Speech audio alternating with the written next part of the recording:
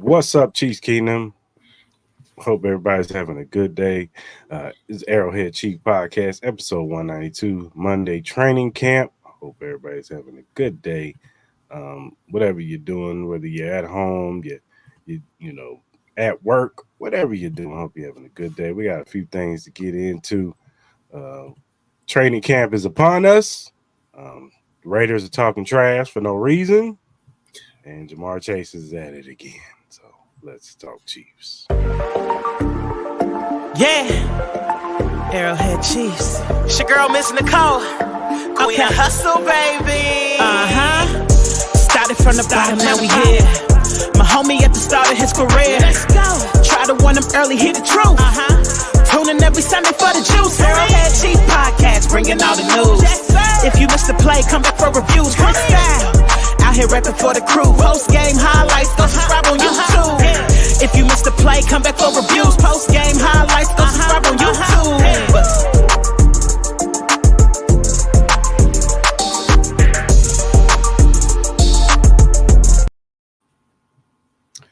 And we are back, Arrowhead Chief Podcast, episode 192, Monday training camp. Clarence, what's going on, man? What's up? What's happening? How y'all doing, man? Good, man. Can't complain. DJ Ant in the building. What's going on, brother? It's Monday. You know how it is. Work Monday. I hear you, man. Well, let's talk about it, man. Training camp is here, bro. The pads came on Friday, so this is real live bullets now. You know what I'm saying? No more of the the shells and the helmet. You know what I'm saying? So let's talk about it, man. The big thing that stuck out to me, left tackle battle. You know what I'm saying? Kingsley versus Wanye Morris. Kingsley has been starting since the pads came on. He has been the solidified starter.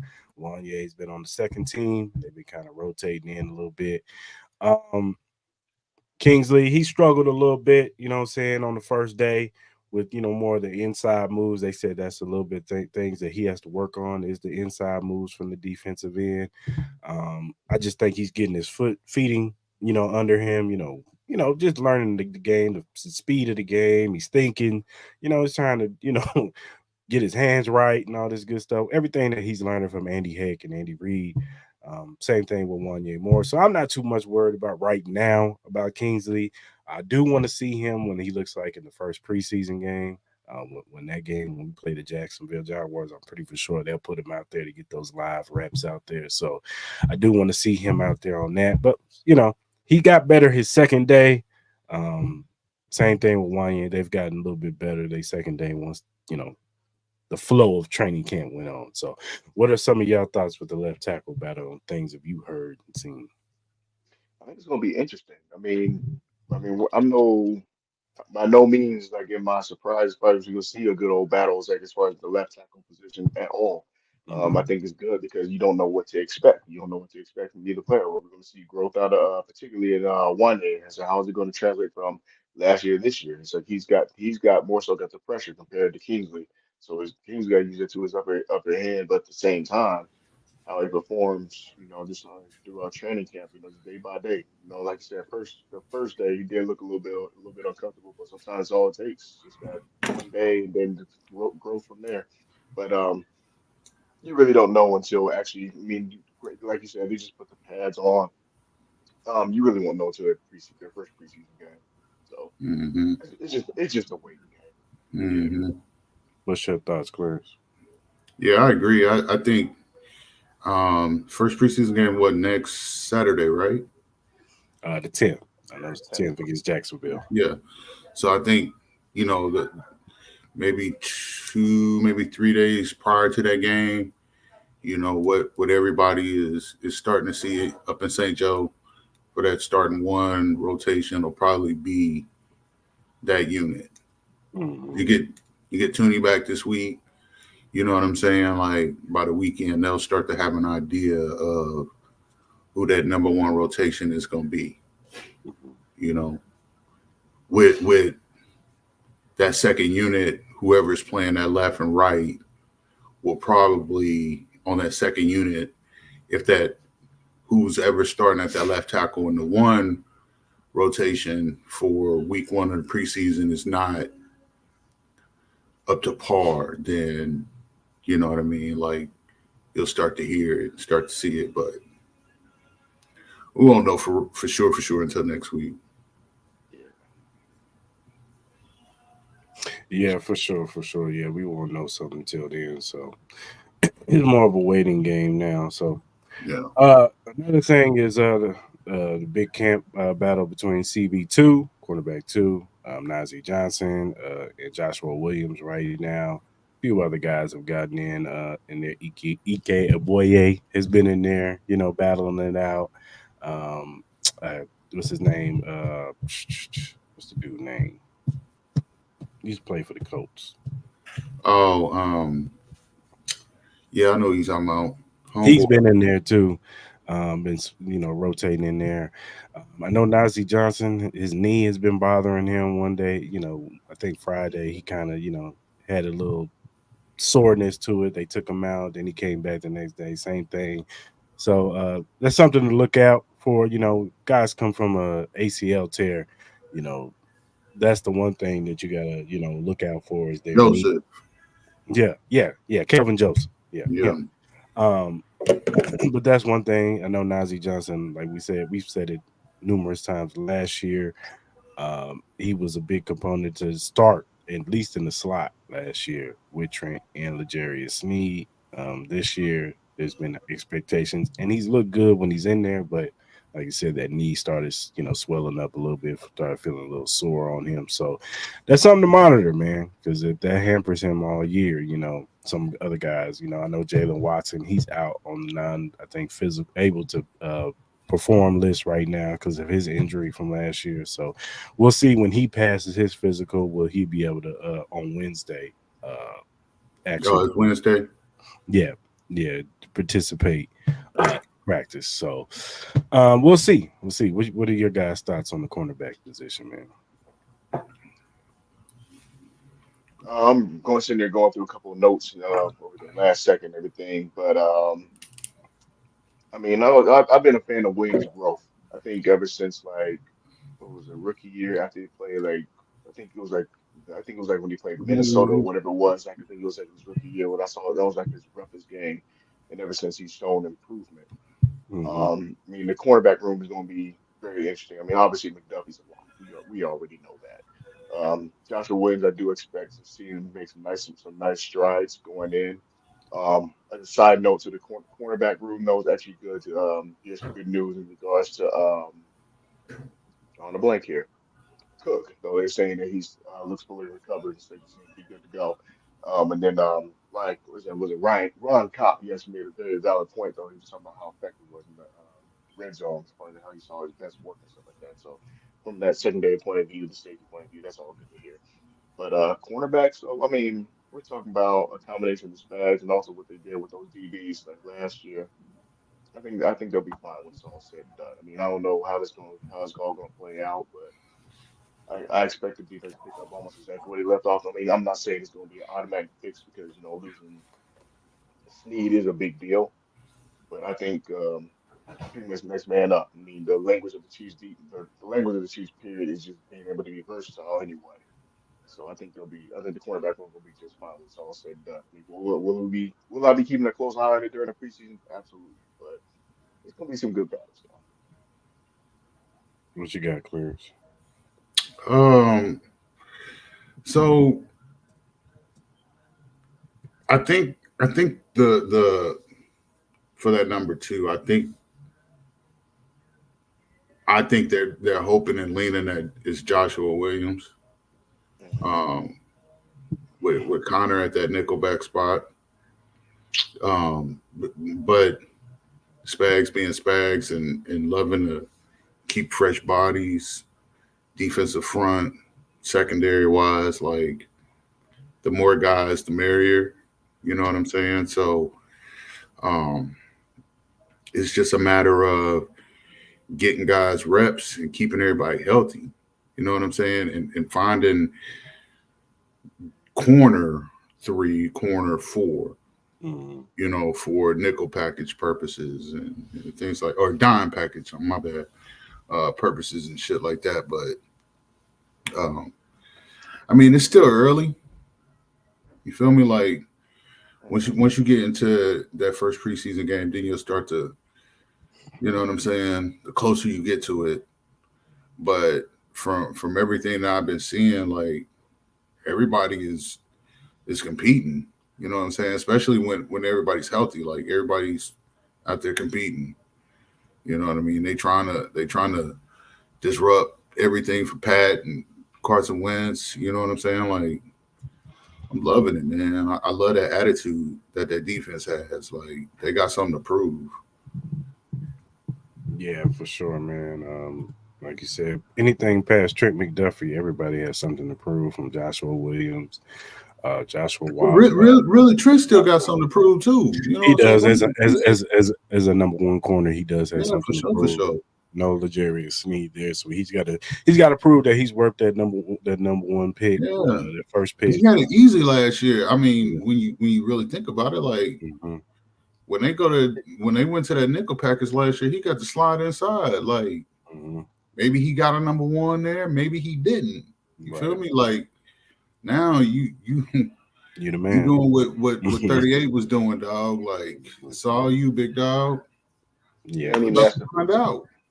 can he match the physicality that Snead was providing? That's a tall task. Not any cornerback can do it. I mean, like I was saying that all last year. I didn't see a physical corner like that in the Chiefs in years. I mean, we always see him playing about 5, 10 yards off. But this dude wouldn't give him. I mean, the prime example is when he was guarding Tyreek Hill in the playoff game. He was not letting him get off the line at all. Hmm. It was affecting everything. That full mechanic. It was affecting the timing. Like 2-1 to go to him as a primary man, but he couldn't even get off the line.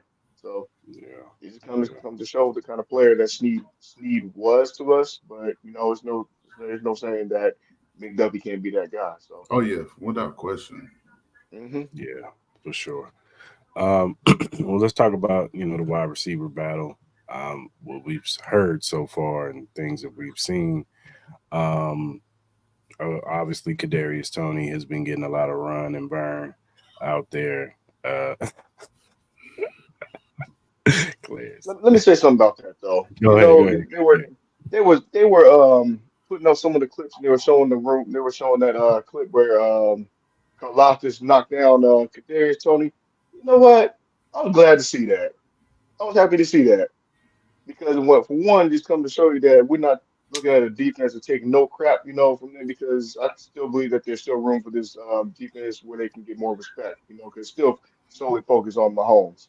So I had no issue with that. I was kind of not too happy. I mean, I get Kelsey going to defend his guy and all that. I get all that, but I said good for Georgia. They're taking the stance and knocking them down. I mean, this is Yeah. training camp. You got to earn your spot. And that's for real with Tony though. I ain't playing. Yeah, but you see that Tony has been getting a lot of run Hmm with the first team. I personally think he's been solidified to make this team. Um, Sky Moore, he had a couple rough outings before the pads came on. It looks like it's getting a little bit better for Sky Moore. I don't know if he still makes his team, but he's looked a Right. little better. He's looked a little better, once the pads came on between Friday and Saturday and Sunday. Um, he's made a few pretty good catches, in the end zone and over the middle. So we'll see on Sky Moore. And then Justin Ross and Justin Watson. He got hurt. I think he Yeah. just came back yesterday. And he had a little knee injury. They thought it was more serious at first, but it looks like it's not that bad. So he should be, back up and running by Wednesday, maybe Thursday. Um, Nico Remigio, he's been making big plays down the field. Personally, I think the battle between him and Sky Moore and Ross is really the battle. Who's You gonna think make Ross is in that equation? I think he's making a cake because he's made some catches, man. I know they all been with Wentz. He's made a few with Pat, but I think it's more so comes down to preseason, man. Like you go in the preseason, like let's say this Jacksonville game and Scott Moore and Ross and Nico Mio's out there. Ross is out there looking like, what I'm saying? I know he's playing against threes and whatever, but if he's out there making the most of his snaps, And the other guys, they cool, but Ross is out there making big catches. He's making a case for himself to be on this team, or at least Hmm. be on somebody else's team. You know what I'm saying? Hmm. So I don't know. I think he's in the mix, but reality is, I think it comes down to Sky and Nico Remigio. That's who I think it really So comes. they're keeping 5 or 6. I think they keep six. I think they keep six because I think this. I think okay. So of course Rice, Brown, Worthy, Watson, and probably Hardman are your five. Hmm. Oh, and Kadarius. So they might keep seven. Well, I mean, Hey, you could get by putting Tony at running back. Yeah, you can, but I hmm. think they So want you to. could I think they're so mixing him up. yeah. I think So he. I mean, you could Like. go I think light his at running position. back. You know what I'm Yeah, saying, and keep yeah. 2 at running back. And if it looks 7, then it's more him at running back than it is at wide receiver.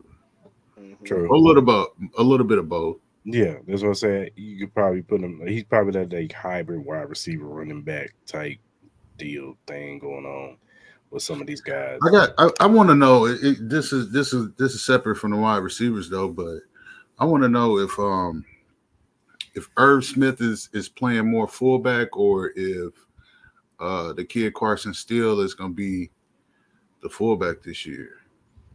From what I'm seeing, they got Herb out there playing tight end. He was quiet for a little bit, but then once the pads Yeah, came on, he's been making some plays over the middle. So he's been having a couple solid days. But I don't know. I don't know because the way he was making it seem was he was kind of like the odd man out because yeah, Wiley's been getting a lot of burn. yeah, Noah Gray's gonna get his burn. He's the solidified Yeah. second tight end on this team. yeah. And, I mean, Travis Trav. So it's just like Irv was kind of brought in because he was that veteran guy to bring in, see what you can get out of him, and then if not, maybe he could push the young guy to move up. Wiley can get pushed a little bit, and Wiley's been making plays. So I Hmm. don't know. I don't know if they keep forward. And that's an interesting topic because the wide receiver numbers and the tight end numbers, do they do what they did when they had Juju and then when they had four tight ends with Jody, Noah, um, Blake, and Trav? You know what I'm saying? Mhm, Like mhm. they've kept four tight ends before, and then they goes in. Do they keep a fullback? You know what I'm saying? They've been running without a fullback since Anthony Sherman has left. They've Yeah, been without a and fullback they didn't even invite one to camp last year. So at the all. fact that they got one in camp this Yeah. year, So maybe they do want to have a more lead back, what I'm saying, with the yeah, you more need you need I to formation type, yeah, you need to go back to that. You know what I'm saying? especially with Pacheco, you know what I'm saying? You Yeah, give him an extra blocker so he can get yeah, off. man. Yeah, Hmm. man. So and Pacheco, let's get into the running backs, man. Pacheco's been looking real good, man, out there, man. He looked like he got his legs up under him. Look like he got a little faster out there. I He know, dropped some weight, man. He yeah, lost a couple pounds, dog. yeah. So it looked like he been, he's always running hard. We never Yeah. have to worry about him not going 110%. I always say Isaiah Pacheco is the Russell Westbrook of the NFL. He's just gonna give you 110 every night. So Hmm. he looked like he's looking good. Deneric Prince has been getting a lot of burn at running back too. I know Clyde is out there too. Clyde, they've been kind of monitoring him. I know he's been sick and dealing with stuff, but Deneric Prince has been out there getting that burn. They say he's been looking good. The LRZ experiment, I think, is over as far as running back. Yeah, he had a good run today, but he looks like a rugby player trying to play football. And I think if he wants to make this team, his best bet is be on kickoff, not kickoff return, kickoff. Like use that rugby skills to run down and go chase somebody. That's probably your best bet this season. Now we'll see next year. Once he gets acclimated to playing football and being around it and whatever, maybe next year he'll know how to, train better, get his body right, and then boom, hit the ground running. But this year, I don't see him making the team. He might be a practice squad guy. Yeah. Yeah, I agree. Yeah, I mean, it it hurts and hinders when you're trying to grasp a concept and a playbook, because you can't really evaluate him on what he's able to do while he's still trying to learn something as complex as this offensive playbook. On top of pass blocking, on top of the right hole to look for, on top of Keys setting and up all a that. block and running a fucking zig route, like when to run said zig route, like shit. You know what I'm saying? It's a lot that prevents him from being able to play fast. So yeah, man, use this year as a learning year just to get fully acclimated to the game of football. You know, hopefully he's a sponge and he just absorbs all of it this year. And who knows? Maybe by November, December, maybe it. You know what I'm saying? And then at that point, they can bring him up and let him play special teams, or even put him out there and see if he can make a play or two. But yeah, man, definitely let him just absorb and learn and watch. Put him Yeah. out there on kickoff in the preseason just so he can get that game. Yeah. Yeah, you feel me? Yeah, he can get the feel of the game, live bullets coming at him, see how Yeah. he handles it, somebody coming at him, Yeah, for real, so, for real. because you see the athleticism, Yeah. he's fast. Yeah. We're just running 4-3 now. Yeah. It's different to running 4-3 straight line and running a 4-3, you know what I'm saying, in Yeah. pads. But he was running like fast out there in that rugby field. So Yeah. he's definitely got the build 6'3", 4'3". Yeah. Like you want to, I get it. You see Yeah. that. You want to sure, try for to sure. tap into that and see what you Yeah. can get out of it. You know what I'm saying? But I just think that, like you said, Clarence, you might be right. He might be smart enough, and the game just might come to him to just be like, boom, November. I know what I'm doing. I know how to, I know how to read the hole and go through the hole. I Right. know how, Right. you know what I'm saying? Like when I'm on kickoff, I know how to, read my blocks right so I can get off. You know what I'm saying? So you're right. He might get it. You know what I'm saying? And then it might just take him a year because football is a hard sport to learn. I know It is, dog. I know It is. people think it's just catch ball, run, or run, see Right. ball, hit. No, Right. it's more to it than Right. His training camp, Andy Reid's training camp is hard for a reason. that. Yeah. You know what I'm saying? Like tempo. I mean, your body is physically tired, and y'all haven't been here recently. Like even in the morning, it's 80 degrees and humid. You know what I'm saying? This morning it was hot and muggy as hell outside. You feel me? So practice start 8 o'clock. Shit, it's almost 90 degrees already. You feel me? And you running that many plays. You feel me? Like your body tired. Like you got to remember all that shit, man. Come on, dog. Like That's not you typical better get football real. weather. I mean, that's not typical football weather unless you're playing in Jacksonville all year long or something like that. So Even I they get get it. tired. Yeah, Yeah. man. So yeah, it's going to be interesting to see his learning curve and see how fast he can grasp the game. You know what I'm saying? Mhm. So, let's talk about FAU, man. It looks like, what I'm saying, he's taking that step forward from what I'm hearing. You know what I'm saying? Like he's been given the left tackles out there. I know it's, Kingsley and Wanye Morris, and I know they young players too. But you want to see that. You know what I'm saying? You want to see that step from your former first round pick from the year before, that he took that. If we hearing that Kingsley is just handling him and throwing him around, or same thing with Wanye Morris, we all be concerned. Like, all right, man, what's going on with FAU? Maybe he's not the first round pick we thought he is. But he looks like him working with Tamba. He's playing faster. He's not thinking as much. He's just out there going out there and doing it. Because the one thing about FAU that we heard was that he has the pass rushing tools, because he knows how to place his hands right. He has the different moves, the swim moves, and all that stuff. It was just putting it all together. So I'm excited to see what we get out of FAU. We can get just, him being a good pass rusher, a situational pass rusher on this team, and he gives us 5 to 6 sacks this year, I'm cool with that. I'll take that from FAU this year. You know what I'm saying? Because that's just going to add to it. With Chris, with Aminu when he comes back, Big George, and Mike Dana being able to rush the passer. And Turk. And Turk too. So I'm all for that. I am all for that. If you could add another pass rusher, because that's going to help out our secondary much more.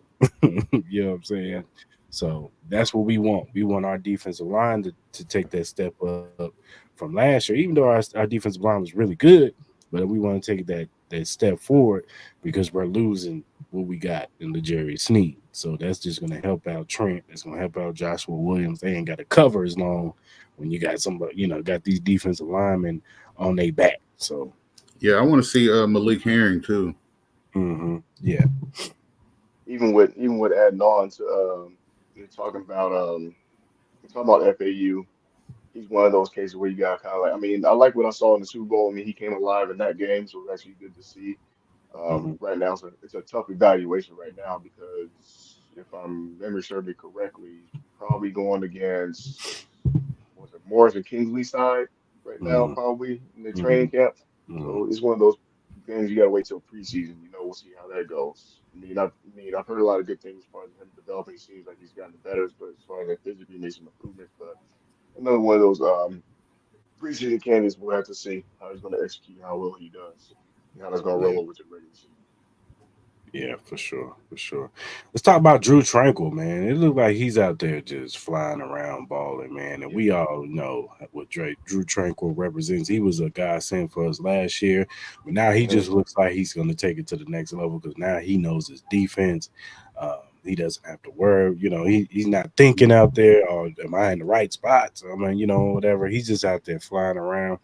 And I just think Drew Tranquil is just gonna be a baller this year, man. And one thing that Drew Tranquil is good at is coverage. He can cover tight ends. He can cover running backs out of the backfield. So the speed element that we're gonna lose from Willie Gay, we're gaining the coverage element from Drew Tranquil. So that's gonna be the trade off almost. You know what I'm Hmm. saying? Because Drew's gonna be good at that.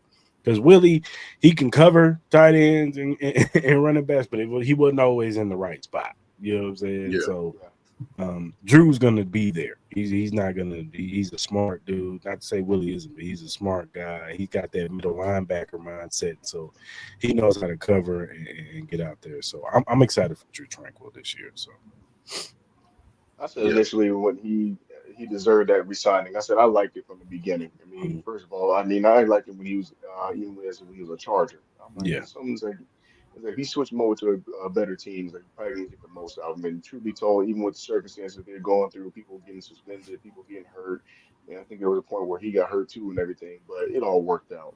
And so he stepped into that role. He earned his chips, and I expect to be better. And even to provide more veteran leadership, especially the linebacker position.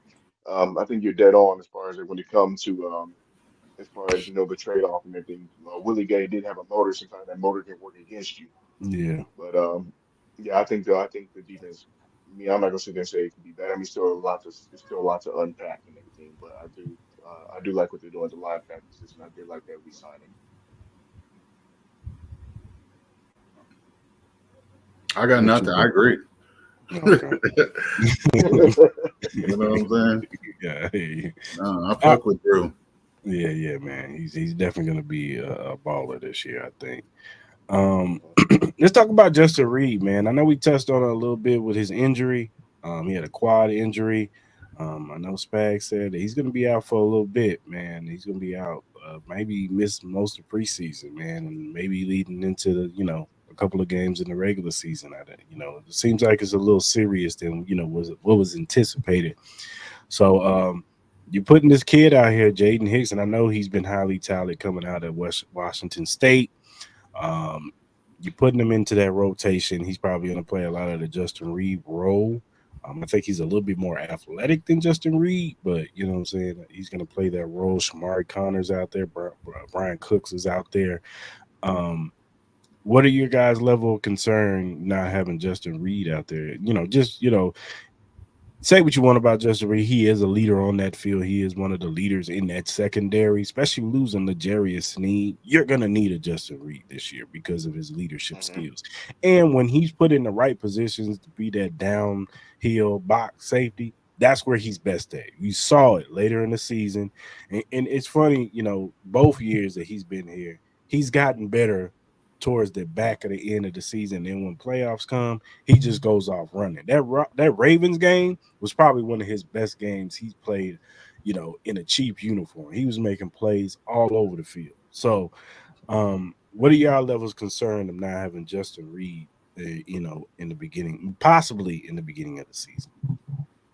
What game was that when somebody got hurt? Maybe it was the Green Bay game or some one of those. But I think it was when Cook. I think that was the one game when Cook seemed to be overcompensating for a position. I think that was when a couple people were hurt, even the linebacker. I think that's when I think that's the game when Tranquil went out, as a matter of fact. But he was trying to make some decisions, trying to overcompensate rather than actually trusting his like the people killing it. And I get it, you know. That's no different than old boy Terrence or not Terrence, but old boy Clarence couldn't stand. I can't think of his name. One of them linebackers, he's not like him at all. It was bad. But Which that's one, all it is. Coach You got Cochran? Come on, Cochran. I don't know if it was Cochran or somebody else. But Cochran did look lost in that game, but he did what he could though. Mhm. But just he's got to be mindful. Is like just try not to overcompensate. You know, just trust Bags that he'll get him. He'll get the next man up, get him right and everything in that situation. That's my only concern. I think it was just one of those games. I remember there was you saw Cook trying to overcompensate for something, and then he just kept getting torched. It just affected. I mean, that was. I think they'll be fine with, in a nutshell. To be honest with you. What you got, Clarence?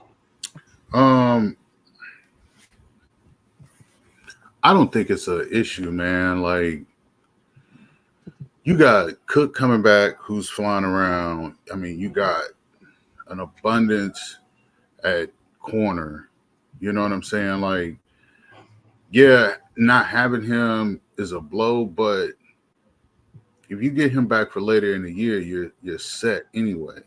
It Mhm. takes something away from what Spags. It probably will cause some anxiety because Spags doesn't have his guy, that Hmm. keeps everything in check at that Mhm. position. Because you saw with the Honey Badger, like that position sets the table. You feel me? Mhm. So not having that out there, yeah, it's gonna cause some anxiety. But on the flip side of that, if this kid is is trending in the right direction, and if you see it, then it's okay for 2 weeks in the regular season potentially. Because 17-0 is unrealistic anyway. Mhm. Yeah, And if you that's good. drop one of the first two games, it's not the end of the world anyway.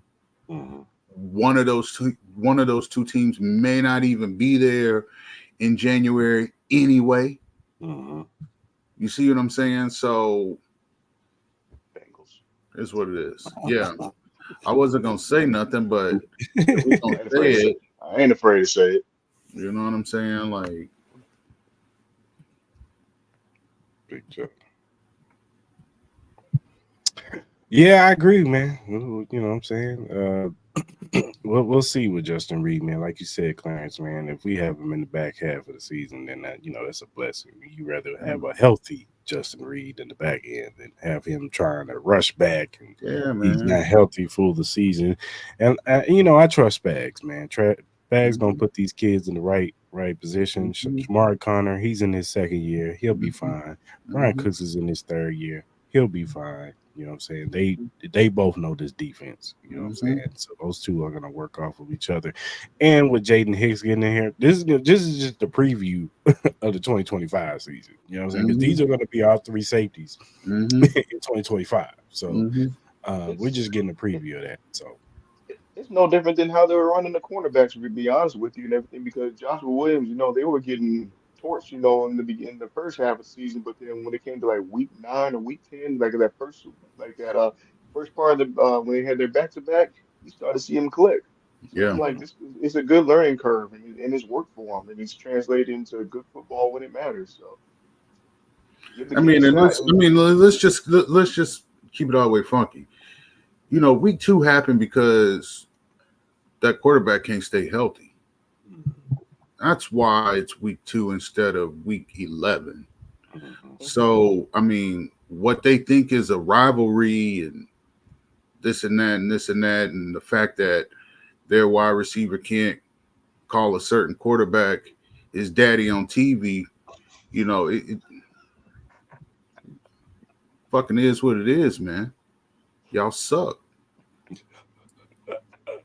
We'll get And I into don't that. like Cody Rhodes just like I don't like Joe Burrow. So Oh you man, suck, dog. not the Cody You Rhodes suck, man. I mean, Cody is cool. I like his podcast. So. so, no, but I hear y'all, man. We should be fine without Justin Reed if we have to be without him for a couple of games in the beginning. So, all right, man, that's enough with training camp notes. We'll be back with the talk about a few other things and play a quick commercial. What's up, Chiefs Kingdom? It's Chris Style, host of the ArrowHead Chief Podcast, here to tell you about our new Let's Three-Peat History t-shirt to get you ready for the upcoming season. It has the ArrowHead Chief Podcast logo on the front, and don't miss the iconic Let's Three-Peat History on the back with the big three: Patrick Mahomes, Travis Kelce, and Chris Jones. It's a comfortable soft cotton shirt for the summer, so don't wait. Go to any of our social media pages to purchase your ArrowHead Chief Podcast t-shirt today, and let's three-peat history. Hey man, go cop your shirts, man. They just came out, man. Look, I got mine on. You know what I'm saying? Don't cop your shirt. All right, man. Let's talk about these stinking ass Raiders. So last week at their training camp, some fan brought up Kermit the Frog puppet. Who brings a puppet to training camp? Anyway, looking like Patrick Mahomes, had the wig on with the jersey and all that, and here's somebody in the back saying I'm here, and one of the players who he got drafted in like the 6th round, so he might even make the team, but he decided to grab the puppet and act like he's voicing it and all this stuff, and went around town, and they asked Patrick Mahomes about it. Patrick said, it's early, what I'm saying? We'll handle it when we need to handle it. And then they asked Andy Reid. Andy Reid said, we don't play with puppets at training camp. So, so what are y'all thoughts on the whole Raider thing? I ain't think nothing of it, man. This is nothing brand new. I mean, they've been doing that kind of foolishness for the last Do, couple of years. do I you mean, we were think they feeling themselves too much because that damn Christmas game? Hide your money. There's poor people around with your broke ass. we ain't even got to go that far. I mean, we go back. Oh yeah, We I talked do. about Yeah. I'll say it. I'll say what you want to say. Fuck them. I don't care. Look, the last time they pulled that kind of mess, that was when they did the victory lap. That was when Gruden and company. You heard about that whole thing. And then the very next game, that didn't work out to them very much. I think the Chiefs had won like 4 or 5 straight against them anyway, or something like that. And the Raiders have yet to beat the Chiefs in their own home. I mean, it's sad. It's bad enough that the Chiefs even went to the Super Bowl. They won a playoff game before them in their own stadium. They won a Super Bowl before them in their own stadium. So, if they want to put those antics on, I mean, I don't know what they're going to gain out of it. So I'm like, all right, okay, you want to play with puppets during training camp? I mean, we'll see how that goes. I mean, I hope that works out for you. You make the team if you make the team and all that, whatever. I ain't think nothing of it. I thought it was more interesting as far as, and you can argue say that was more staged. I thought the Chase comments was more interesting than that, but We'll get into that in a who- minute. I ain't entertaining. I ain't entertaining that team. They ain't been relevant and still ain't relevant. I mean, their best chance was when they had an interim. That was when they had their best run. They had an interim head coach, and still managed to screw up, screw that up the next year after that. So don't care about these raggedy Raider fans and their feelings and everything. They want to be in 4th place, 3rd place, whatever. I don't care. Lanes, just Yeah, lame. man. Here's something that people may not. Okay, 15. While he doesn't show it on camera, like a lot of shit that people say, like really boils his blood. Like y'all remember they were talking about his dad bod, Mm-hmm. and if Hmm. you haven't paid attention, he's slimmer. He's a lot smaller.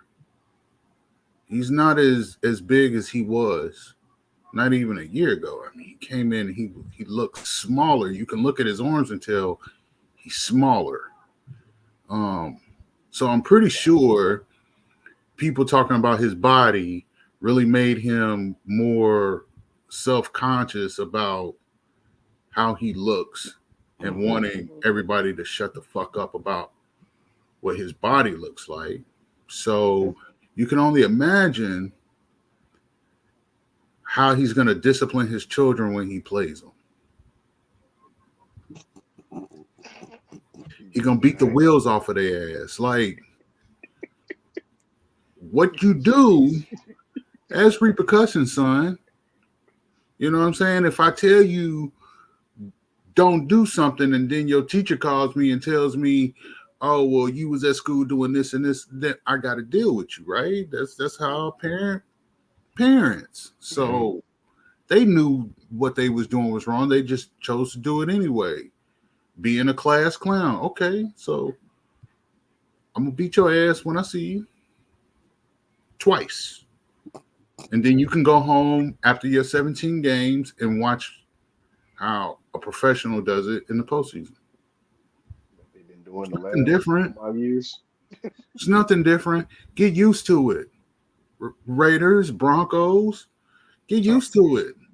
I won't say the Chargers just yet because out of any other team in this division, I think if they do this correctly and if Jim Harbaugh does what I think he's going to do, they will consistently be in the postseason potentially, just based off of the formula. Right.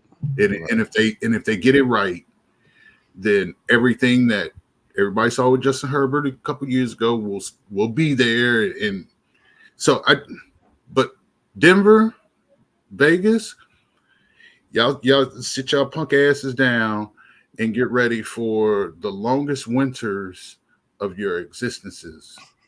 And I'm happy your fans are miserable. You deserve this. You guys deserve all of it. Denver, I think Every the bit of job is on the line. And from that perspective, the Raiders, they just Yeah, I'm tired of him. Look, my boy, shout out to my boy Maul. He's a big Raider fan. I'm sorry. I gotta hear this every time about his Raiders and this Christmas game. We ain't scared of y'all and all this yada yada. Look, man, that Christmas game was a false. It was a fallacy. The Chiefs did not want to be there. In the words of my hero, Blade, motherfuckers always trying to ski uphill. Give up hope. Dreams are for suckers. Y'all suck. Y'all gonna keep sucking. Patrick is y'all daddy, man. Like, come on, man. I mean, last time I checked, the goal was to get to February, not December. And they were just basically limping their way through December. Low hanging fruit, dog. Low Like hanging fruit. their Super Bowl win was basically It was Christmas. It was Christmas, and then and then they had a gimme game basically when they beat the crap out of a Chargers team that just absolutely folded. Be excited about that. But there's so many holes. I mean, y'all really believe that this quarterback that you got in O'Connell is the answer? You would be better off trading away Devontae. Should have traded him this offseason, but you'd be better off trying to trade him either for a draft pick or for a draft pick because you're gonna need it. You don't have any line. Like at this point, they're wasting this man's time. To be honest with you, I mean, you're talking about O'Connell being that guy to get it to Adams. Like, I just don't see it. Why would you keep an aging wide receiver? I mean, who can still play at a high level, but why would you keep him on a squad that is in complete rebuild mode? Like, for what reason? Jersey sales. For what reason? I get Max. Yeah, I get Max Crosby staying. But why you keeping Devontae there? With a quarterback that I mean, even when he was out there, like there's still a lot of question marks. Like that is so wrong. That's so wrong. You should have No, did him a service and got him out of there this offseason. That is so wrong. Yeah. they should have did. They should have did last It's year. not You fair. know, of course, It's not they fair. created the ho- they created the hope in a defensive minded pretty much guy. I mean, there's nothing wrong with that, but But of I course, get that. they I just get needed. that. They should have restarted that whole offense. Though they should just They retooled should it. I have mean, gutted it. like Keep your pieces on Crosby, that you had on defense, but gut that offense and say we rebuilding. We we build it we right. we figured that we can win.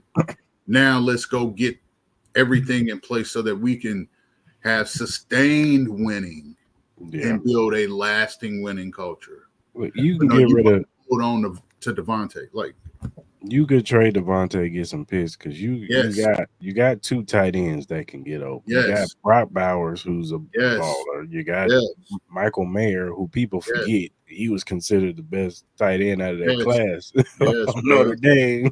It was Yes, just he had the back situation. That's yes, why bro. he dropped. But Mhm.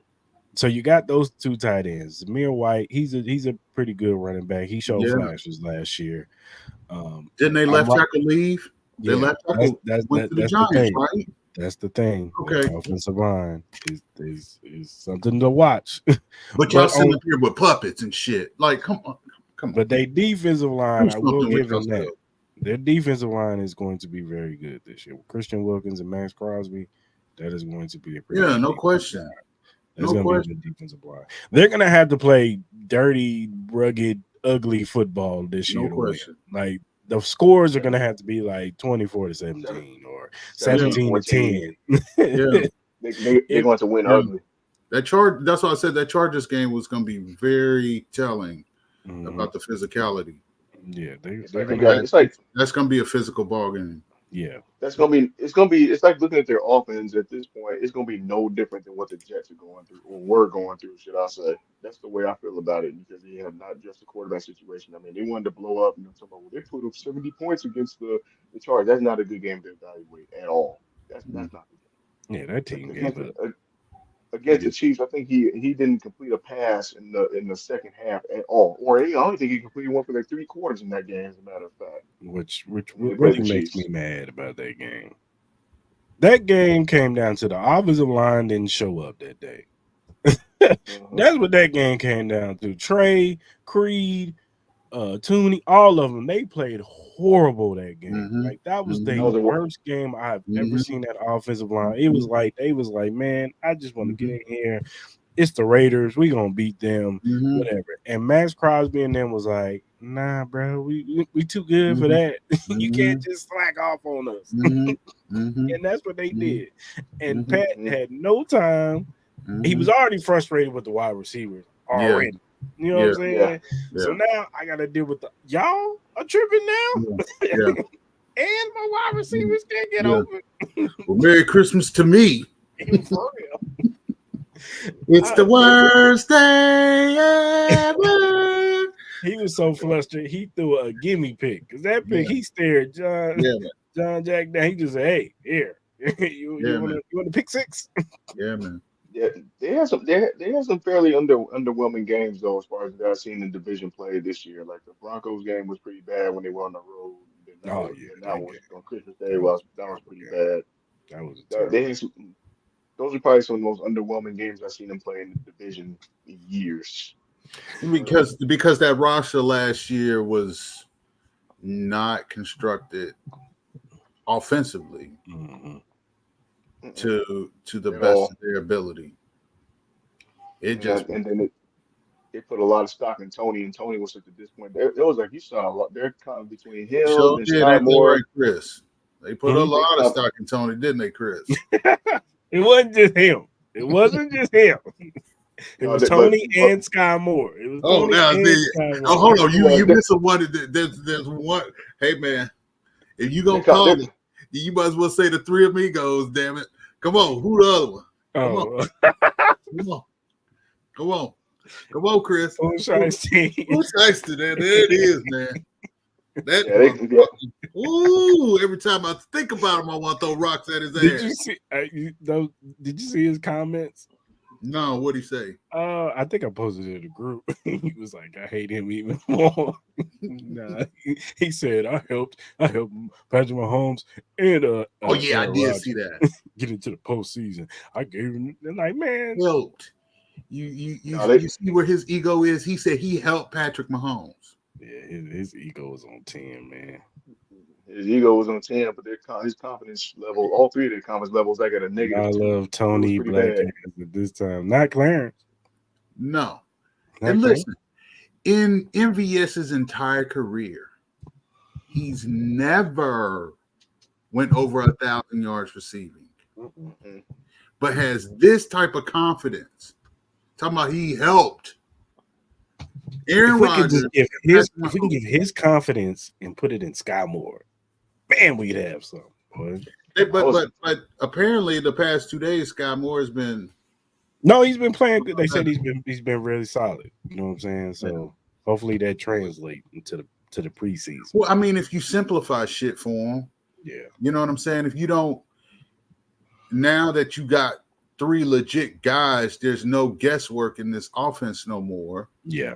So he doesn't have to do a bunch of flip flopping. So Mm-hmm. he's got one or two responsibilities at best. So Mm-hmm. Mhm. yeah, you should expect him to super excel. Like he should be in the evaluation of this wide receiver room at the end of the preseason. Like he should be leaps and bounds ahead of everybody because he should be in a position where he should be able to make a lot of plays this preseason. Mm-hmm. A lot of plays. My only thing It that should scares jump me, off like it should jump through the screen. my Like he only should have that many opportunities. my only thing that scares me about Scott Moore and his chances is that when you got Matt Nagy and you got Dave Tote There telling you go. you Nico Remedios There is you my go. guy. There you go. But see, but hold on. See, so if Sky Moore even has a great preseason, they still got 2 years worth of shit that they done seen from him and be like, hold on, man. So you'd have had these opportunities in the past, and when you had them in the game, you drop through your hands like this. Like, come on, man. Now go ahead and go work a club car wash. Take Club take car 19 wash. with you too. It Somebody was just said, tough though, He because can go to club car wash with his ass too. You know what I'm it was saying? just Like, come on, man. it was just with Sky Moore though. I thought what was disappointing was like, he did have a little bit of production like in the beginning. Then he didn't get his first touchdown to the Super Bowl, yeah, and then this past year, I'm like, okay, it's like when he played Detroit, he got his first one early. I'm like, okay, that's a good sign. And then it just declined Yeah, bad. And then, like I said, he had the three amigos. Their confidence was completely shot. And maybe yeah. between MVS when he lost it in the lights or whatever. And the Eagles game. Um, yeah, and then Tony, he just had brick hands all year long. Mm-hmm. And then Sky Moore just looked like he just didn't know how to run a route at all. He just looked Uh-uh. confused. Yeah, he looked Uh, off. He looked like he was always in the wrong spot. You know, I knew it mhm. was bad when Rice had to tell him, "Nah, man, he's supposed to go over there." I was like, "Oh no, not the rookie telling you where you need to be. Because I remember He's saying supposed to be that telling him where to go." that I part. remember saying I wasn't putting in 100% stock as far as somebody having 1,000 yards. I thought it was going to be more balanced, Yeah, but I was not thinking balance in a negative way to where I yeah, mean, like you said, like even what Clarence was saying, like MVS never had 1,000 yards. I think he barely had a 600-yard season. I think that was his best season. I was sitting there like maybe you might see a couple eights across the board, look, and we didn't right. even see that. Look, Rice had a limited role on this roster last year, and he almost put up 1,000 yards. Hmm. So that lets you know everything you need to know about MVS over here. He ran, I think Rice ran what 3 routes, the drag, the Drag. post, and the screen play. That was his 3 plays that he ran. Hmm. So Going to this year though, I had good expectation of work. I did like what I see out of training camp from him, but like you said, going back to that wide receiver battle, the pressure is really going to be on Sky more. The pressure, I believe, even though they're using Tony and probably in a running back role too, he still Mm, got pressure to deal with because Remigio is not too far behind at yeah, all. for sure. So I think it's Uh, going to be a good race. yeah, for sure. All right, man. Let's talk about Jamar Chase, man. They do the top 100 every year, and they interview players and stuff, and ask them about certain players. And you see a clip with Jamar Chase. He's sitting in the room, and they ask him, who's the number one guy? He's like, I'm not gonna say it. I'm not gonna say his name. You know who? He was like, who? You know who it is? Joe Burrow. I'm gonna always say Joe Burrows, but I'm not gonna say that other guy's name. He's good. I mean, he's great, but I'm salty. Back to Mhm. back. They got back to back. And look, I actually kind of I know you can't stand the Bengals. I think it's more so they fan base than it is really the team itself. Even Yeah, though the team kind of feed into it too, but it's yeah. more so they fan base. Um, but Jamar Chase is like the number one guy on there that I give him credit for this.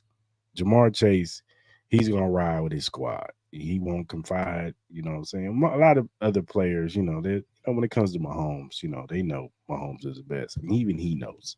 That's why he said it like he said it. He knows Mahomes is the guy right now. But he's riding for his team. He's riding for his boy, his quarterback. You know what I'm saying? Joe Burrow. They go back from LSU. So that's his boy. But I just thought it was funny, you know what I'm saying, that, he really didn't want to say his name, but he knows that Mahomes is his guy. I mean, Mahomes is the guy. He's the best player in the league right now. And, we got back to back and we're going for a three-peat while they sitting on the outside looking in trying to stop the three-peat. So what were your thoughts on the Jamar Chase thing? That's what I'm looking at it from two ways. I mean, for one, I immediately went to you seen the movie Ali, right? Yeah. Remember that part where Ernie Tyrell they were about to jump on the scale and he called him Clay. Yeah, yeah, yeah, yeah, I do. And that part, Hmm. and then all I kept seeing is like he's like, and that was when I was through out that idea and everything. I said all I just kept seeing was like Patrick Mahomes in the middle of the game doing the same thing right back at him, just going, "What's my name? What's my name?" That's all I could see in that situation. So I'm Yeah. like, part of it's for camera, part of it for show. I get it.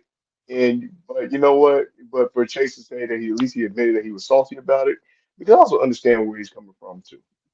Because the year that the Bengals got there, they got to the Super Bowl.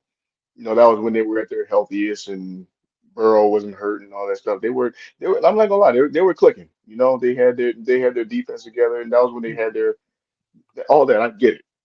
Their receivers, all that in the nutshell, and everything was working right ever since then. You know, arguably you could say the Bengals playing the tougher division. I'll give them that. They haven't been healthy. I mean, I can't even think. I mean, when was the last time that Burrows played a full season? Not last year, but the year before. hmm And that The that and year that was the year we that was played them in the AFC Championship game and beat them. that was rough. Hmm. And so, I mean, I don't mind the confidence that Chase has in this guy at all. I don't I Right. don't mind I don't mind that at all because even so, like with Burrow, something like that, Burrow is a real problem. Ain't no can be. He's proven he can be a problem. He's proven he can be the guy. I mean, with the right cast. Although he's had the better receiving cast than Mahomes has had probably in the last 2 3 years. You can arguably say that, but he hasn't Yeah. been healthy in the defense. So I mean, I get where Chase is coming from, but I'm like that was just an interesting platform. And the funny part about even to add to that too, I don't want to say I'm kind of surprised about it. It's kind of like a little bit off subject, but well, not off subject, but not quite. There ain't been a Chiefs player calling the top 100 yet. I mean, arguably we expect Kelsey and Jones and all to be up there. That's a side topic though. How many people do they have 3 people in the top 20? You could probably argue that they might have three in the top 10. Yeah. It'll be interesting, but it just spruces things up for the rivalry. But the one thing that I'll say the NFL got right is that they put the Bengals and the Chiefs early. I knew they screwed up last year by making it that late. Yeah. I hated it. I said by then we don't even know if these teams are going to be there. It's just super late in the season, just too much. Like they put them up early, so I'm glad they did that. So it just boosted the ratings, to watch that game in week two by about a good 30%. That's what I would say that by him doing that did. Yeah, it's gonna make good, for week two. They're gonna hype it up on all the media publications from First Take, Get Up, all them. Mhm. They'll hype it up for it is. Just like they're gonna hype up this Ravens game for week one. So it's gonna be interesting, man. Three it's gonna be a 125 for us, but 325 game narrowhead. So it should be interesting, man. Um, I would, I would say the only thing about it though, just with the Bengals though, is that they historically they go the last couple of years they pretty much started slow though. That's the only thing. It just takes them a couple of weeks to get going. So, I mean, of course, it's going to favor on their side, being in Arrowhead and all that good stuff. But it just makes it more interesting. And so we'll see how these receivers and how these, especially more so the veterans, how they um, prepare these guys for these kind of games. Because just I don't know, it's just maybe it's just me, but I've always noticed that these Bengals games have like a different tone to it. Maybe because of the fans added on to it. That's probably what it is. But it's gonna be a fun one, especially with him saying all that. yeah. That's all Patrick need to do is he responds, "What's my name? What's my name?" That was the first scene that came to mind when I heard that. When I saw that, I'm like, "Really, dude?" Yeah, for I sure, mean, for I like sure. I like Chase, but hey, it is what it is. Well, I mean, unlike the Raiders, at least Chase has been to a Super Bowl. At least the Bengals got worth something worth talking about. I mean, the only thing that just, I mean, the Bengals and the Raiders have had the same problems. So obviously, we know with the offensive line, that's basically been the problem why Burrow can't stay on the field because of the offensive line. Is supposed to be intact, but I think it just comes to show even more how many steps ahead the Chiefs really were. They looked at that Super Bowl, they saw that Super Bowl game, saw that experience, and said, no, we got to protect this guy, especially as much money they invested in. It took them basically 1 year to get it right, and they may had to make a few adjustments here and there, but they still gotten it done. That's just the reality. It just comes to show how strong an organization that the Chiefs really are. I mean, they're not taking year after year trying to fix something. I mean, it's taking the Bengals supposed to have that problem fixed what the line fixed the year after the Super Bowl, and then here they are, like, a couple years later, they still ain't got it figured out right, and then they thought Orlando Brown was gonna be the answer to that, and that didn't even work out right, and I think it just come to show that he wasn't worth his value, and it just kind of blew up in the Bengals' face. It is what it is. Nothing you can really do about it. But and basically, when it's all said and done, no, I don't mind the trash talk. I don't mind the rivalry talk. It's like officially being a rivalry, and the Chiefs finally beating them that game, that AFC Championship a couple of years ago. It just makes it that much more interesting. I mean, people like Jamar Chase, they deserve. I mean, they should have that kind of confidence in their guy. I got no issue with that, but it just adds more fuel to the fire. No, he just went off. No, but it's all good though. I just think you just added more fuel to the fire by just like making those comments, and then you can make a statement talking about, say, oh, who stays like that or whatever and everything. Cool, so be it. If that's what it was, then I'm glad he said it.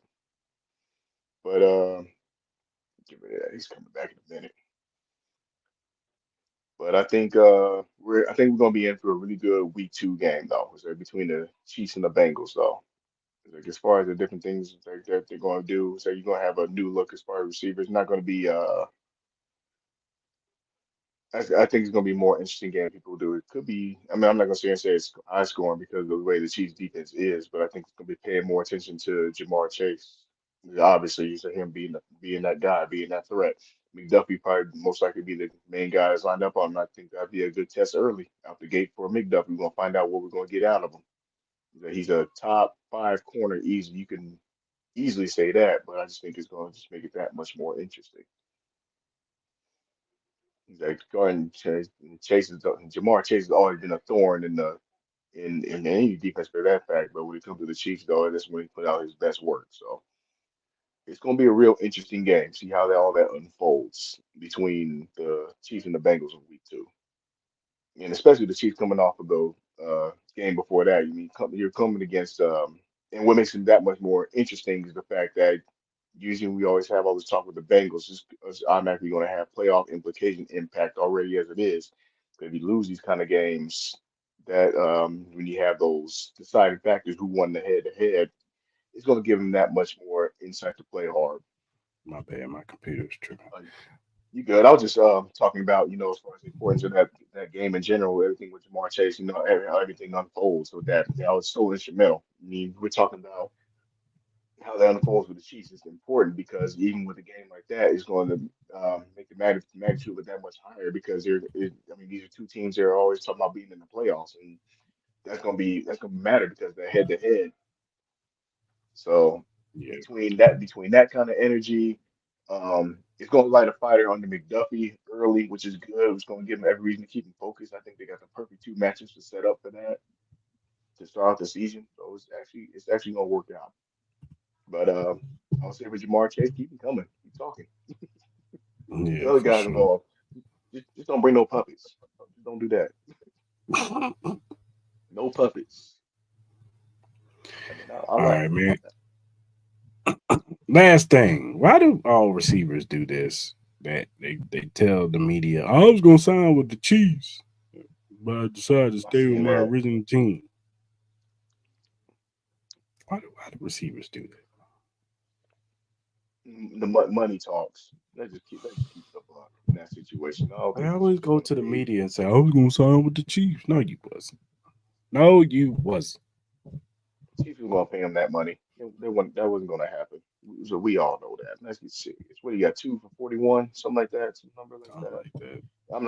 I'm not saying he's not worth it, but I'm like, come on now, you're quarterback. If that was really the case, you got an opportunity to play with the best quarterback on the planet, but you decided to settle for Baker Baker Mayfield Mayfield. under a defensive minded guy. That's why I don't. That's why I have come to the realization that these players do not care about winning. They care about, and look, rightfully so. This is a hard sport. Go get your money while you can get it. You know what I'm Hmm. saying? Because this league is cutthroat, and they will cut you from a team and exile you from a league in a second. Hmm. So get your paper, but don't tell me you want to win. No, you don't. No, you don't. You don't. Get You your want to win money. in Get your. life. You might want to win in life, and that's fine. Win in life. But you don't That want to was win. about That was about money. That was about incentives, his targets and stuff like that would go down. But if it was about winning, getting the Super Bowl and everything, you would have been that move. You would have tested free agency. It wouldn't have been a quick signing the way it was. I don't even think he gave it a chance really when it came to free agency. When it came time, to me, I thought he already had his mind made up. He already signed it Mhm. with Tampa. I'm like, go ahead. And then you want to be that guy, you rightfully deserve to be that guy. I mean, I'm not. I mean, he's got one under his belt already as it is. So, Yeah, he I got a mean, Super but it's Bowl. not. It's not like one of those. Well, I gotta win one. I mean, that's a fortunate situation he has where you have that leverage. But I mean, come on, you want to sign? It's, it's, come on now. And because you would have had to take a pay cut. Mm-mm. Why But everybody feel bad for Adams though? Nigga forced his way there. I agree. I agree. I don't feel bad for Adams, and he don't feel bad. He said it in the Club Shay Shay interview that he wanted to go somewhere with some warm weather so his daughters, could be able to play outside. Because in Green Bay, they'd look outside because it was cold, it was frozen, it was snow all the time. He wanted to be in the mm-hmm, warm weather. He wanted to be closer to his family, who are, I think they're in Fresno, in California somewhere. mm-hmm. But he wanted to be close to his family. So that's why there's a notion that he wants to go to New York. I don't think he want to go to New York. No, no. I think even so, everybody's still on the hype train with that guy. Which will remain nameless. I ain't saying. Oh, I ain't we're not saying allowed that. to say his name on here no more. No. I'm not. Oh, I never bought into it. I mean, I'm not saying that. I mean, by no means will I say the man deserved the injury because that's just flat out wrong. But I just did not. I don't believe in it. I don't believe in it. I didn't believe in it last year. I don't believe in it now. I don't believe in a whole lot of stuff. I think there's going to be another firestorm. I think I wouldn't be surprised Robert Saleh got fired after this year. What would Um, take you for you to say his name? Would it, does it, do they got to make the playoffs? They got to win the division. Aaron Rodgers got to go back to that killer instinct Aaron Rodgers, not just through the regular season, but through the postseason. And he hasn't shown it since. I mean, regular season, you see it. I mean, now don't get me wrong. I seen the regular season, but postseason, he disappears. He goes ghost. He ain't been hungry since since he got that Super Bowl title in the postseason. Like that when they were the sixth seed. Well, he's more so worried about his individual accolades. That's his percentage, his completion percentage, his MVPs. We got like four MVPs.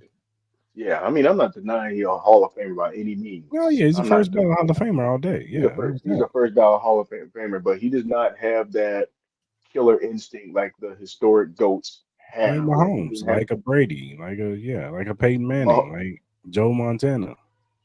Like Mahomes has shown it early in his career, and it's going nowhere but an upward trend. Brady has had that. He's like that preservation to where he's had that killer instinct. Mhm. He's shown that, but Aaron Rodgers, he just continually disappears. That's why I always say, Green Bay.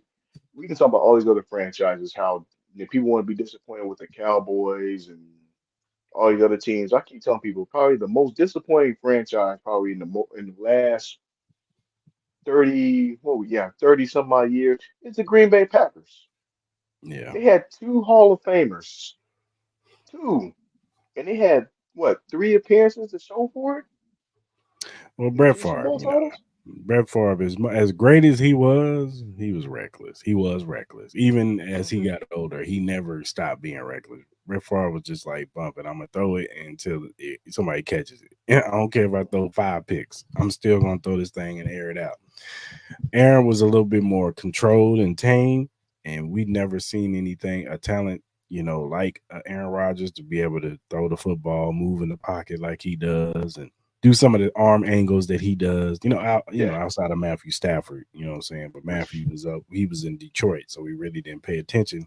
But when right. we did, I mean, we just didn't. Like we knew he was talented when he was in Georgia, but Georgia wasn't the powerhouse that they are right now. So, you know what I'm Hmm. saying? They were good. They just weren't the powerhouse. We knew Matthew Stafford can do some of the same stuff that Aaron Rodgers does, but it was a smoothness that Aaron Rodgers does it with. You know what I'm saying? It doesn't look like it's hard. It just looked like he was just out there just playing around. And we haven't seen that since we saw Mahomes come into the play, where it just looks so easy for them to do it. Um, but I you're probably say right. the only thing that would make Mahomes a complete quarterback, he's not there yet, is that Aaron Rodgers would just drop those passes like right in the vicinity, and that's just the only element that Mahomes is missing. I mean, the arm angles you can clearly see. I said, oh, that's Yeah. Rodgers-esque and all that stuff, and I'm sure he would give him credit to do, when it comes to that kind of stuff. But that's if Mahomes could get that element though. Well, that's where I would say Aaron Rodgers is probably because Mahomes can be reckless in his footwork a little bit because he knows he could just flick the ball down the field and just do it. And sometimes that's why a lot of his down the field passes can sometimes be off.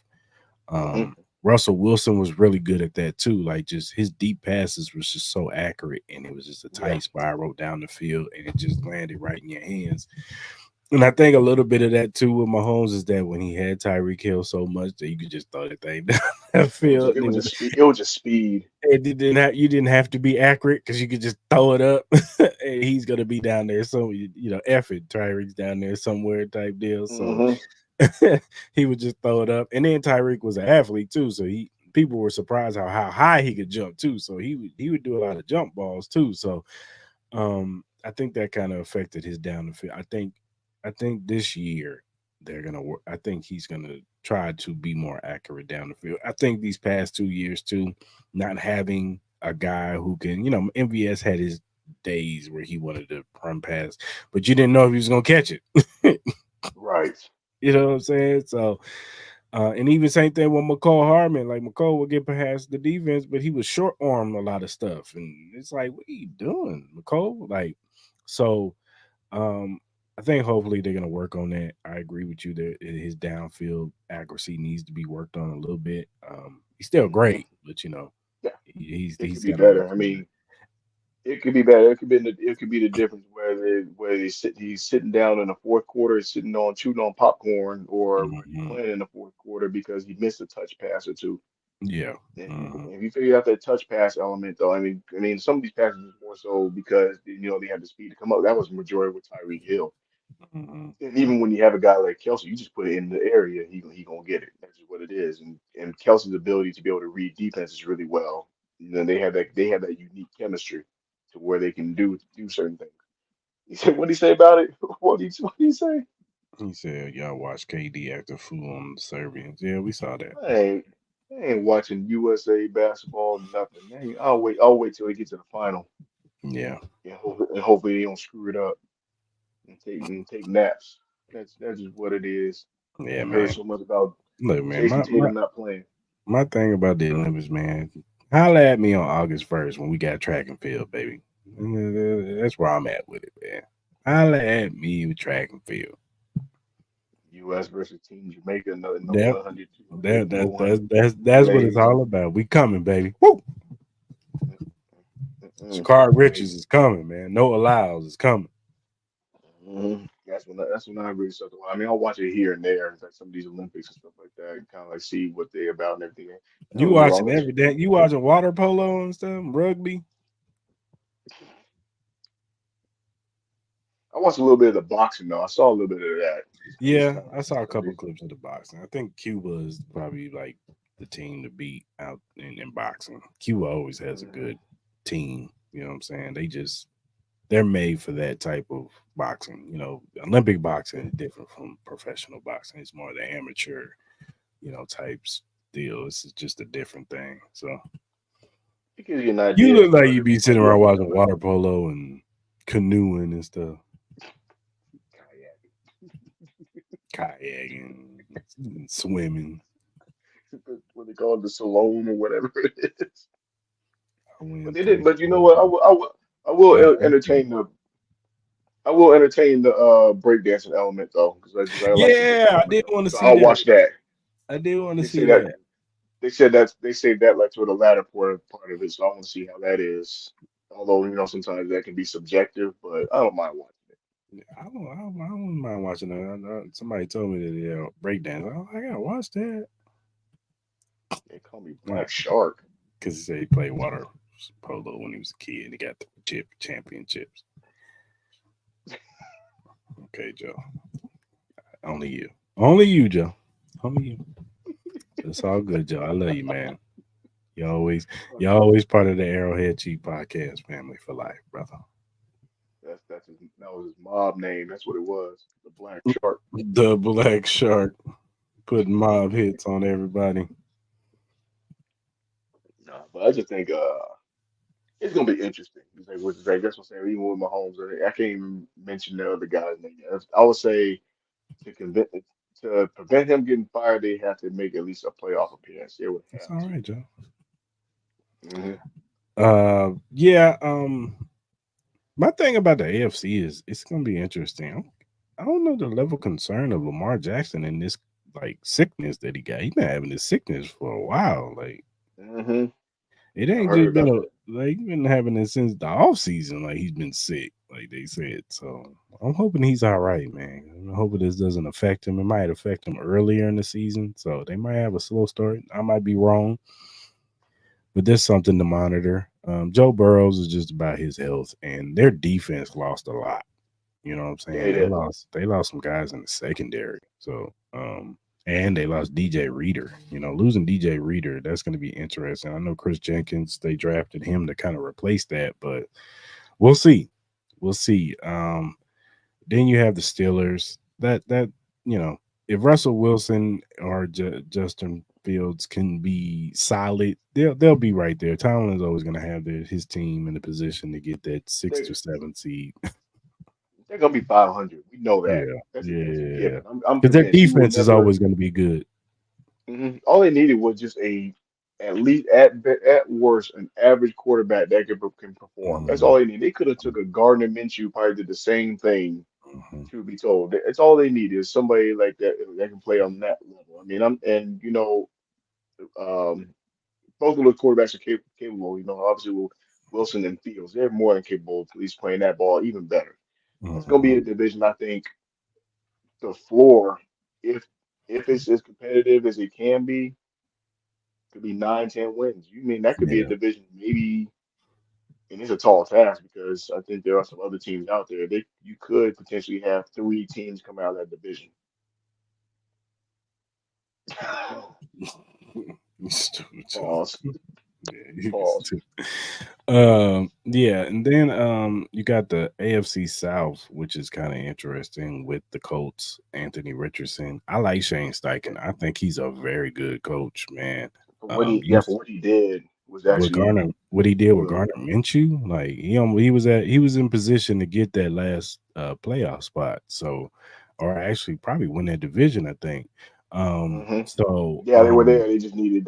They had to win their game against. mhm, I think they played the Texans and they ended up yeah. losing that game. Yeah, they did. So They did. Gardner they, Minshew they threw that pass, and I think dude dropped it or something like that. Um, but they were in yeah, position. yeah, they were in position. And with Anthony Richardson, you saw what Shane Steichen did with Jalen Hurts, and you seen the effects of Jalen Hurts without Shane Steichen last year. Like he didn't have he wasn't good. Now I know he was hurt, but still, that offense looked off last year without Shane Steichen. So um, this year two with Anthony Richardson, hopefully he can stay healthy. That's the only thing about him because those Yeah, bigger body quarterbacks, like he's built like Cam Newton. So those guys think they can run over everybody, and you can in this league. You'll get hurt. Cam suffered it too. He had once he had that shoulder injury, it was kind of downhill for Cam Newton. So hopefully he can stay healthy. They got the weapons, Michael Pittman.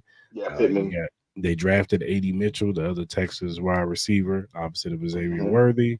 You got Josh Downs, who looks like he's going to be a pretty good kid in the slot. Alec Pierce, the other wide receiver. You hmm got Jonathan Taylor in the backfield. So Jelani Woods, who I think is going to be a ascending tight end in this league. They got a squad, and their defense is going to be solid too. So the Colts are somebody you got to watch out for. Look, man, Will Levis got to show me he can play football in this league. I don't trust a quarterback that puts mayo in his coffee. I'm He sorry. didn't. I don't. They got a lot of fireworks. I'll use this analogy. They got a lot of fireworks, but I don't know if they got the match to light it. Yeah, I don't know. That's basically the way I see it with the Titans. I'm like I'm like you got some pretty cool stuff. Like you bought some pretty cool fireworks, but if the lighter don't work, you pretty yeah, much just wasted on on a bunch of expensive fireworks and no lighter. yeah, man. So it's gonna be interesting to see what they do. I don't know. I'm not sold on Tennessee. I think I had them. I think I might have had them fourth in their division. I might have. Yeah, yeah. I think I had. I don't know what you can expect from that team. Um, who else? And then the Texans, they look good on paper. They look good on paper. But this There's is tape year on two. them. This is year There's two, tape. CJ Stroud, and teams are now gunning for you. Now they're planning for you. Now they're putting the whole game plan around how to stop you. Now you know what I'm saying. It's not gonna be a surprise now. Like we coming for you. So we're gonna There's see. tape. There's tape on them. That's one. But the other side of it too was that when Tank Dell got hurt, that took away an element as far as with their offense. So I get that. So it can go either way. But can he do what Mahomes had to do in a sense where he had to almost like in a sense reinvent like how he played? I will say this, Joe. I think I think they have more talent on their squad than Denver. Denver has nothing to me. Like their best wide receiver is Cortland Sutton, and I like Cortland Sutton. I think he's a number two at best. Now Javante Williams, we'll see if he could bounce back from that leg injury as a running back. He looked good his rookie hmm season, but can he Yeah. bounce back and look good this year? Um, other outside of that, I don't know what Denver has. That's I pretty don't know much. I what mean, Denver. At least Tennessee got DeAndre Hopkins, Calvin Ridley. Um, who's the other? They got another one. Oh, Tyler Boyd. Like they Tyler got some Boyd, guys. yeah. They got some guys over there. Like Jeffrey Simmons on the defensive line. He's like a top three, top at least five defensive tackle in this league. Like they got some guys over there. Like Denver has nothing. I mean, I think, They got Patrick Surtain. That's what they got over there. That's what they got. yeah, that's all they got. And I wouldn't be surprised by mid-season. He like trade me, please. Get me somewhere else. I just don't understand what Sean Payton is doing. I mean, like I mean, it's no secret that Russell Wilson was never his guy. I mean that's no secret at all. I just thought his decision making was, for somebody, but like you said, you go back to the resume, you talk about the quarterback whisperer. I'm like, well, it's only been one. And he really didn't have to whisper to him because he was already good. Because even Schottenheimer called it out. He got fired for it, basically. That's the story behind that with Drew Brees, because the Chargers wanted to get rid of they wanted to move on from Brees, and Because Schottenheimer wanted to keep him. uh They got rid of him, and then the joke was on the Chargers because then like it was like a year or two later, like Hurricane Katrina, he got one. yeah, yeah, And I'm like, man. well, sucks for you, Yeah, but I mean, it's gonna be an interesting year. I still ain't quite figured out a dark horse yet. It's still too early for me to call it. I mean, there's too many things going on. I mean, you could argue, I don't even know if I want to call the Colts a dark horse because we've seen what they could do, and now it's just without a quarterback. It's not common that where you see successful backup quarterbacks. I mean, obviously, Brady, that was a whole different can that opened up there. But I don't yeah, know. It's gonna be interesting. yeah, yeah. But It's kind of difficult to see who's a dark horse this year. I would have to see it. Maybe the Chargers. Maybe the Chargers are that dark horse team that I don't know if I even want to say that because sometimes all it took was a coach. Might take is just a coaching change. I've never Uh-huh. been a fan of Staley. I thought Staley was an airhead 2 years ago, 3 years ago, a year ago, and then he's back. Back with as a coordinator with San Colts. Francisco. Yeah, yeah. He just Colts and might he just Cardinals. he just might be one of those cases. He might be a good coordinator, but not a good head coach. Hmm. Colts and Cardinals, huh? Because of Kyler Murray, they spoiled the party for they beat the Eagles in that late run, whatever it was. I mean, he got Marvin Harrison Jr. out there, so we'll see. And who else? Greg Dolch, I think he's out there. That's how much I've been paying attention to the Cardinals. I do like their running, the rookie running back that they got, Trey Benson out of Florida State. I do like Oh him. yeah. I think he's gonna be, for fantasy out there. Put him on your bench. I'm just saying. I got a weird feeling, and 49er fans are not gonna like this though, but I got a feeling the 49ers gonna have a down year. Think so? It's go- I don't know, just something about that chemistry. I don't know. Because you have that great success. I mean, they've had great success, but for them to not win the big one, well, I mean, obviously, Dorch is good. Dorch is good. yeah. But No, I for hear you. obvious reasons, they couldn't get past the Chiefs. That's the big thing. Then they had that injury and all that stuff. I just don't know. I just feel like it's one of those years where it's gonna be one of those years I think where you're gonna start hearing the coach be on the hot seat. I think he I think should be on the hot seat. I get it. He's been to the Super Bowl, but for whatever reason, he cannot win the big game. like he'll put his team in position to win, and then he just throws it away. Some of his decision making, So his inability to adjust.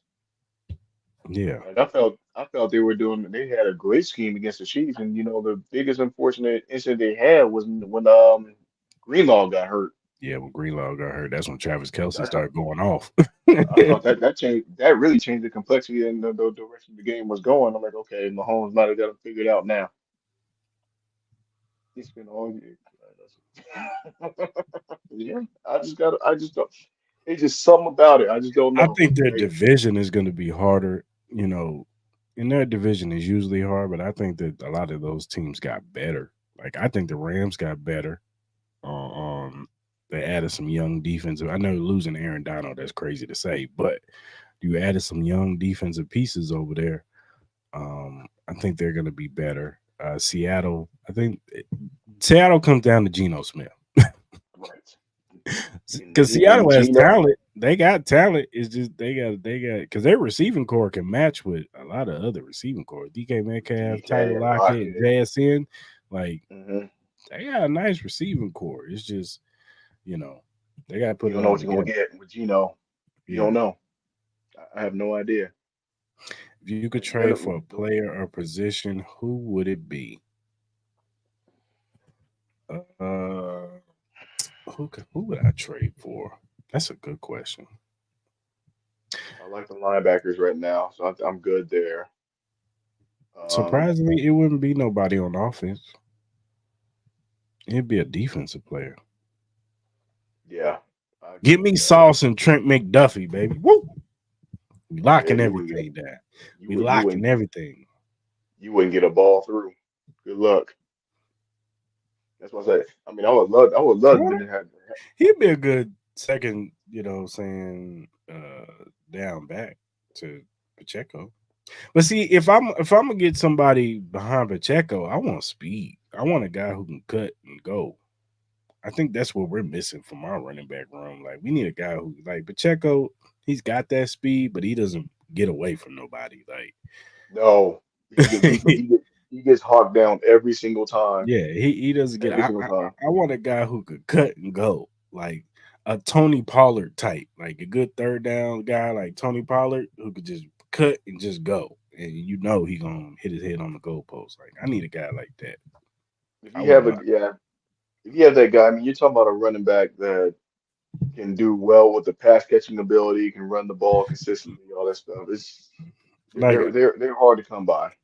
I I wouldn't wouldn't even. I have mean, mind if Veach had went after like a Devin Singletary or a Miles Sanders, somebody like that. Like they you just catch out of the backfield and they can run past people. hmm That would be a good compliment to Pacheco. Because Pacheco, he can get yards. Like he's a good 4 to 5 yard clip type guy, but he ain't breaking away from nobody.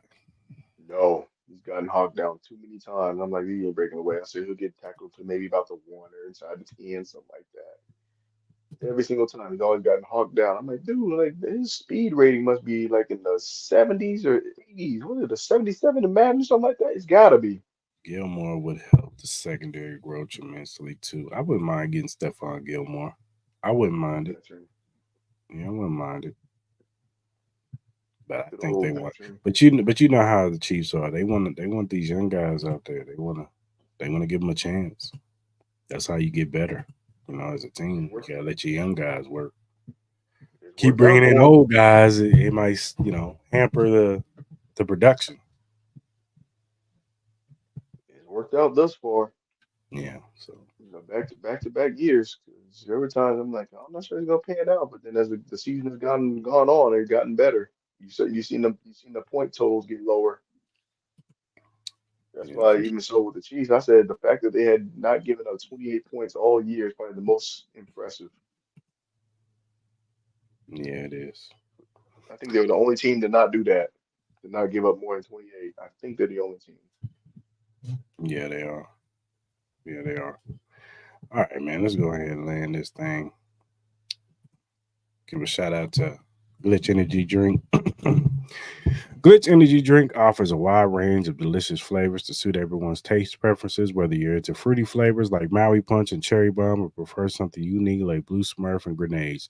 There's something There's something for everyone. Glitch Energy Drink is not only great for gamers and workout warriors, but also for everyday people who simply need a boost in energy.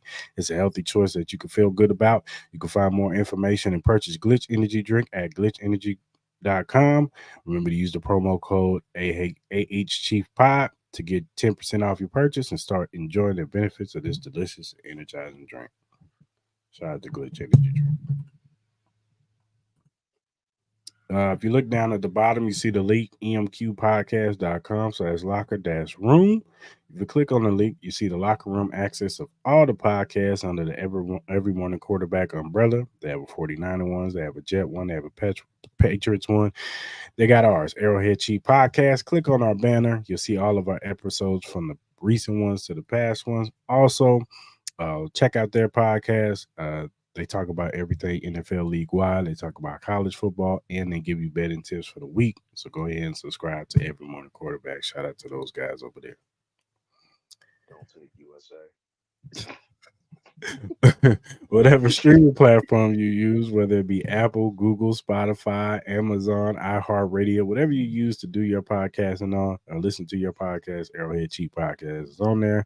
First time watch on YouTube, hit that subscribe button, hit that like button, hit that notification button. So when we go live on Mondays at 12, well, might be changing to Tuesdays for permanently for either 6 p.m. slot or maybe earlier. But go ahead and subscribe to the channel, hit that notification button so you can know when we going live. And jump in the live like Joe is, man. Talk about some of these topics with us and get into the, Chiefs Kingdom, you know what I'm saying? And let's talk about getting this three-peat this year. So subscribe to the channel. And whatever social media platform you use, whether it be X, Instagram, Facebook, TikTok, Threads, Twitch, whatever you use, you see that right above Mark, that AHG podcast, go ahead and put that in the search engine and go ahead and follow us and we will follow you back because we are not Hollywood here. What are we, Joe? Joe, where you at, man? You tripping? I'm too busy being a shark. You over there thinking about swimming. But yeah, go ahead and follow us. We'll follow you back. Give us critiques. Hold on. There you go, Joe. There you go.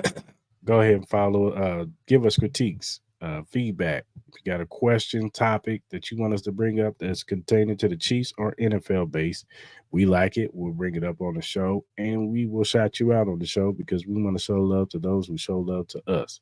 So go ahead and hit us up via DM, email, or in our mentions, and we will get back to you as soon as we can. So, all right, good people. Training camp is amongst us. The NFL season is almost here. College next week, isn't it? In college next week or the week after? I think so. Wow. Something like that. I know we got the Hall of Fame game on Thursday. So No. we got Caleb Williams versus CJ Stroud. But we made it, people. We made it to Yeah. the drought. Yeah, we hear people. So get excited. Get excited. And hey, go purchase the shirt. It's in the link description. Hey, I got a good question though for today. We can put Joe on this one. I know I saw a picture where they had the flag football proposed flag football team. Mm-hmm. Who would be your starting seven in a flag football game? Tyreek Hill, Jalen Waddle, Xavier Worthy. You can put any quarterback out there. Lamar Jackson or Anthony Richardson. We know Mahomes ain't playing in it. Duke can't run a quarterback sneak. No. Allowed. Yeah, it'll be all speed. I know that. It'll be all speed. Right. Well, that's something we can talk about on the next episode. But Yep. all right, good people. We out.